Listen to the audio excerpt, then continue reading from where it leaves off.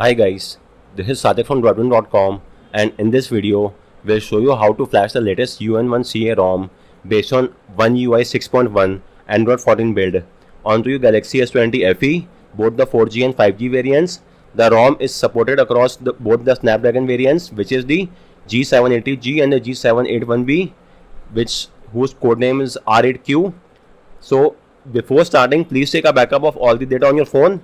And once that is done, I am again repeating, it should only be flashed on the Galaxy S20 FE Snapdragon variant. It's not compatible on the Exynos build. With that said, these are all the features of this ROM. You may go through all these features, and as of now, it's the latest build based on the June security patches and One UI 6.1, and it has the Galaxy AI support as well, AOD clock transition support and adaptive refresh rate. Apart from that, you get a few Samsung DeX support as well, and Play Integrated Fix is also included. So if you plan to root your phone, then you may use the Play Integrated Fix to pass the Play Integrated test and use the banking and payment app. Then there are a few Knox patches available as well. So if you have obtained root, then you could use a few rooted banking and payment apps, the Samsung Pay and Samsung Secure apps on your rooted phone without any issue as such. Then the GoodLock app has also been patched, and apart from that, you get quite a few extra mods on your phone as well, and a few CSC features such as call recording, network speed in status bar, and so on. So with that in mind, let's get started with the flashing process. Make sure you have taken a backup beforehand. So first and foremost, you will have to get hold of the ROM file. As of now, I'm using the G781B and the latest One UI 6.1. So make sure to download the ROM onto your PC. Once you have got the ROM file, it will be in a zip format. That's well and good. Next up, you will now have to unlock the bootloader on your phone. Do note that unlocking the bootloader will wipe off all the data, and it might make the warranty null and void as well. Apart from that, the Knox will be tripped, and as opposed to all the other Android phone, in case of Samsung, Knox is an hardware component which is embedded into the motherboard, and once it gets tripped, it will not go back to its default state. So even if you relock the bootloader, the Knox will stay tripped, and you will have to face the consequence of an unlocked bootloader and the drawbacks of an unlocked bootloader even if you have relocked the bootloader. So keep this point in mind. There is no going back once you have unlocked your phone. If that's well and good, then you could refer to our video and the guide and get this job done. You simply have to enable USB debugging and OEM unlocking, and after that, boot your phone to download mode and then long press the volume up key, and with this the bootloader will be unlocked. Once you have unlocked the bootloader, go to developer option, go online, make sure to connect to Wi-Fi, then go to developer option and make sure that the OEM unlocking is grey out and it's enabled. If that's well and good, then the bootloader has been unlocked and we could now move ahead with the next step.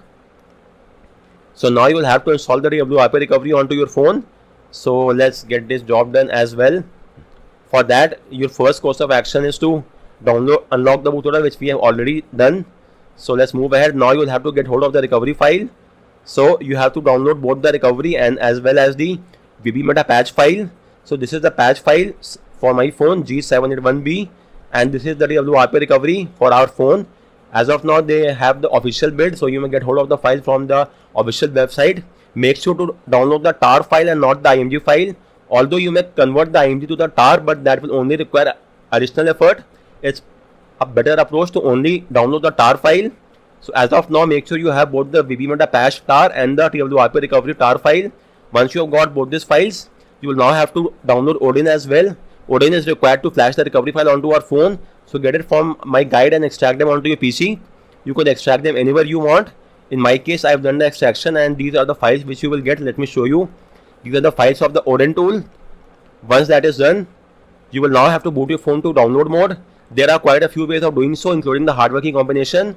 But as of now, I will use the ADB command because it is universally accepted across all the Samsung phone. So first off, go to the settings menu on your phone. Then you have to go to about phone, software information, and tap on build number 7 times. You will get a prompt that you are now a developer. So go back and again go back, and you should now see developer option. Go there and enable the toggle next to USB debugging. Tap on OK. You might get an RC key prompt as well. In that case, tap on allow, and with this, debugging is now enabled. Let's verify the same. For that, download and extract the Android SDK platform tools on your PC. Get it from my guide and extract them anywhere you want. In my case, I've done the extraction in C drive, and these are the files of platform tools. Now type in CMD in the address bar of command and hit enter. This will launch the command prompt window inside platform tools directory as you could see. Now type in ADB devices and make sure that you're getting an ID. If you're not getting any ID, then unplug and replug your phone from the PC. Disable and re-enable USB debugging. Tap on revoke USB debugging. Use the official USB cable that came with your phone and use the USB 2.0 port on your PC. So carry out this USB tweaks and make sure that you're getting an ID. Once you're getting this ID, you now have to type in ADB reboot download and your phone will now reboot into download mode, which will take only a few more seconds. So let's just wait for that to happen. And after that, we will flash the recovery file onto our phone. So you may now launch the Odin tool as well. Since we are now in the download mode, launch the Odin tool via the exe file. You will get a prompt, click on OK and make sure that the log is showing as added. Likewise, it should show a COM port as well. In my case, it's a COM8. The COM value might vary depending on your USB port on your PC. With that said, go to the option tab and make sure to uncheck auto reboot. After that, click on the API button and load the twrp.tar file. Then click on user data and load the vbmetapatch.tar file. After that, click on start and both the twrp and the vbmetapatch will now be flashed onto your phone, which will take only a few seconds. Once that is done, you will now have to reboot your phone to the twrp recovery. For that, press and hold the power and the volume down key for around 7 to 8 seconds. Your phone will then try to undergo a restart, but while it's undergoing a restart, it will first power off, and as soon as it powers off, you will have to press and hold the power and the volume up key. So again, I'm repeating. First off, press and hold the power and volume down key for around 7 seconds. Then as soon as your phone gets powered off, press and hold the power and the volume up key and your phone will then reboot to the recovery mode. Let me show you. So press and hold the power and the volume down keys and keep on holding both this key until your phone powers off. So let's wait for a few more seconds and then you now have to press and hold the power and the volume up keys. Again, keep on pressing both this key for around 6 to 7 seconds and then let go of the keys and your phone should now reboot into the twrp recovery. If your phone boots to the OS or the stock recovery, then it means you haven't pressed the keys correctly. So you will again have to repeat the flashing steps until your phone boots to the recovery, twrp recovery. So let me verify the process in my case. Let's see what happens. So as you could see, we are now inside the recovery. So this signifies flashing has been done, but only the first half of the flashing is done. We will now have to do the second half of the flashing as well. So for that, we will now have to carry out the FBE disabler. We are not using the multi disabler. In this, for our phone, we will use the FBE disabler. So for that, go to wipe, advanced wipe, checkmark data, metadata, key data and key refuge. Data, metadata, key data and key refuge. These are the 4 partitions. Then swipe to wipe. It will wipe the data from all those partitions. Then go back, again go back, then go back, go to reboot and recovery. And your phone should now reboot to the twrp recovery. So with this, the recovery has been flashed successfully and we could now proceed ahead and flash the ROM file onto our phone. So let me now show you how that could be done. So let's wait for the phone to boot to the recovery, and as of now, the internal storage of our phone will be encrypted. This will happen with all the versions of the recovery file, whether it's the twrp, pitch black, orange fox, any recovery which you flash on the stock One UI, the internal storage will remain encrypted. Let me show you. As you could see, it's completely encrypted. So you may either do a format data, but this will remove all the data, and likewise upon a subsequent reboot, the encryption will once again reappear. So rather than doing a format data, what you could do is transfer the file to any other location, because as of now only the SD card is encrypted. If we go up a level and go to the let's access the data partition, you could see it's not encrypted. So we could easily transfer the file to any other location. As of now, I will transfer the ROM file inside the data partition of our phone. So for that, first and foremost, you will have to transfer the ROM zip file inside the platform tools folder.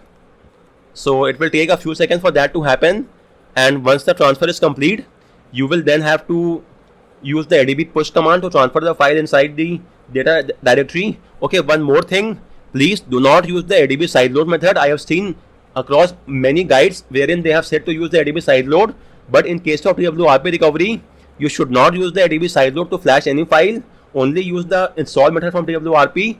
ADB sideload should only be used in the AOSP recovery such as Lineage OS, CR Droid Evolution X, and twrp recovery. You should never use the ADB sideload method.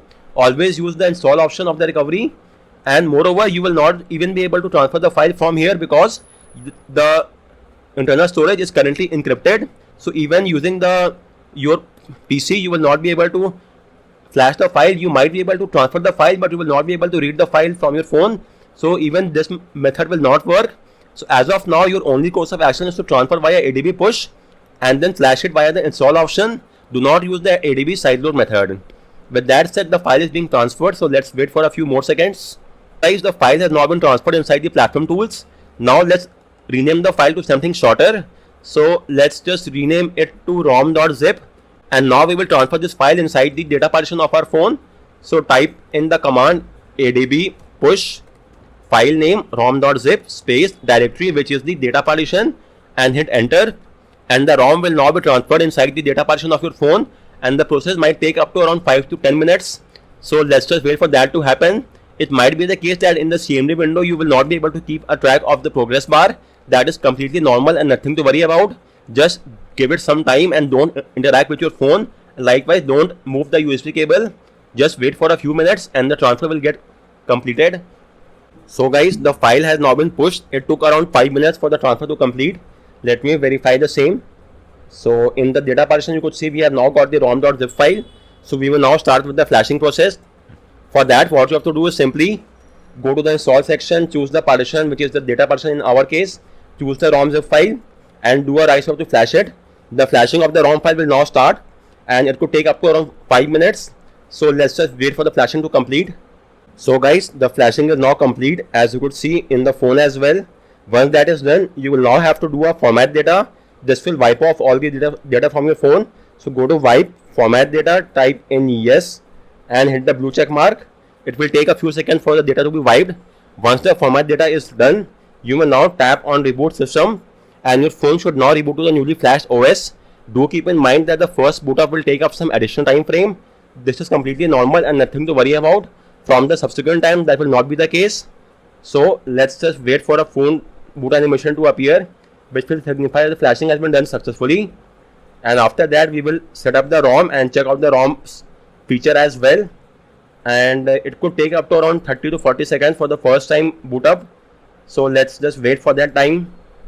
So guys, this is the boot animation. So this signifies that the flashing has been done successfully and our phone should now boot to the OS. This is not the stock animation. Instead, this is the animation from the UN1CA ROM. So this is the boot animation and the first boot up did take up quite a lot, around a couple of minutes. That's completely normal. So let's tap on start and agree to the terms and condition. And let's proceed ahead with the next step. As of now, I am skipping the setup process. I will do so later on. And I am not connecting to Wi-Fi. If you want, you may do a data restore right now itself, but I am not doing a restore just to save some additional time, and I'll show you the UI and UX of the ROM as well.